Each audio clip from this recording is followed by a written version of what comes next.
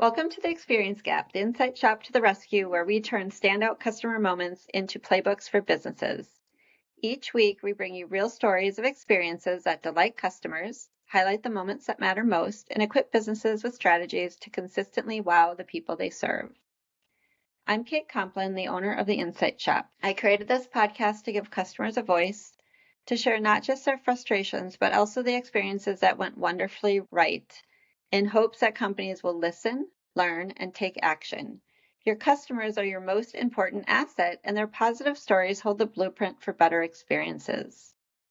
Joining me today is Kristen Worms, an expert in workplace transformations, blending nearly 2 decades spanning change management consulting and operations and learning and development.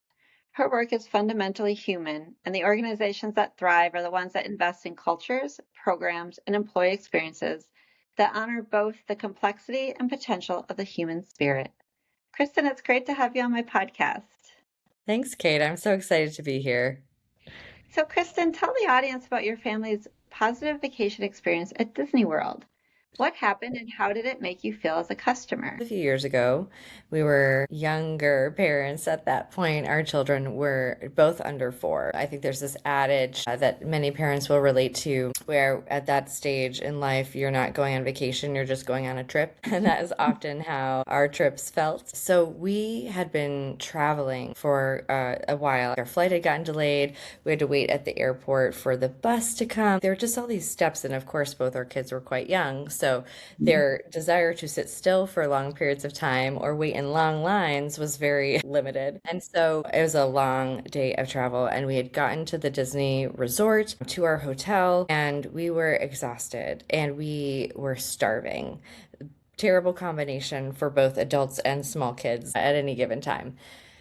We were really fortunate that one of the restaurants on the hotel property happened to be open, and we ran there. I think we dropped our luggage and ran to this restaurant to get there before it closed. They must have seen just the desperation on our faces when we got to the door of the restaurant because they quickly got us to a table. I think we all just fell into our seats. We were just exhausted. The waiter came over and he had given us very quickly the menus without ever being asked. He brought stickers for the kids and coloring books and crayons.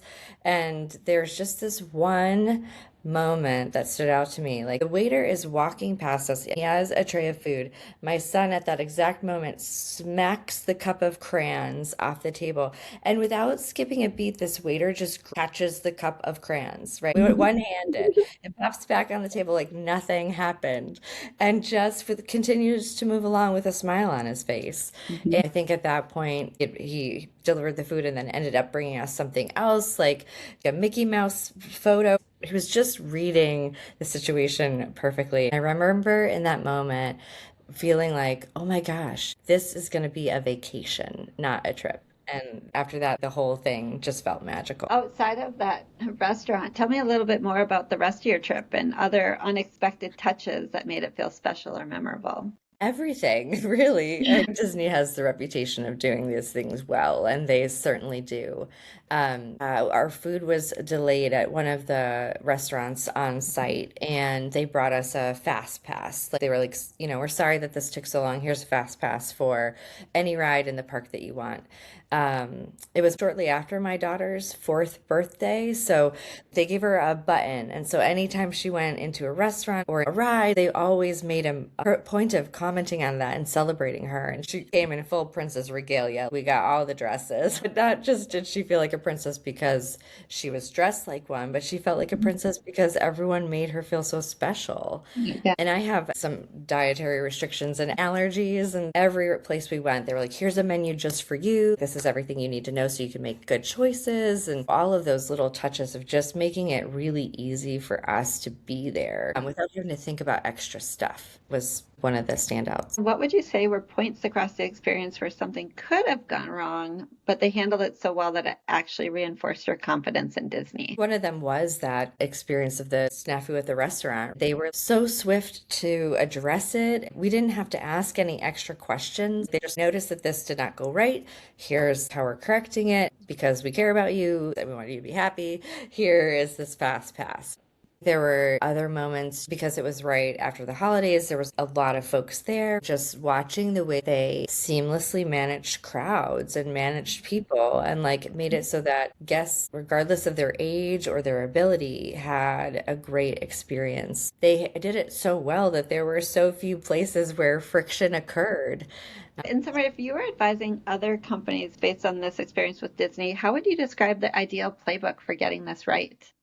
Two things that stood out to me. One is you really have to care about the details. It's the small points that make or break someone's experience. Just even thinking about checking into a hotel, for example. I think all of your listeners, myself and you included, have had those experiences that did not go well. And that's your first introduction to a place and a space and what your experience is going to be. Caring about those small details. Is the line you're standing in, does it at least feel comfortable? Is there something nice to look at? Is someone handing out a cookie? One is caring about the details. And in that same vein is, when can you delight people? Where can you infuse these moments, small or large, with that experience of, oh, surprise and awe?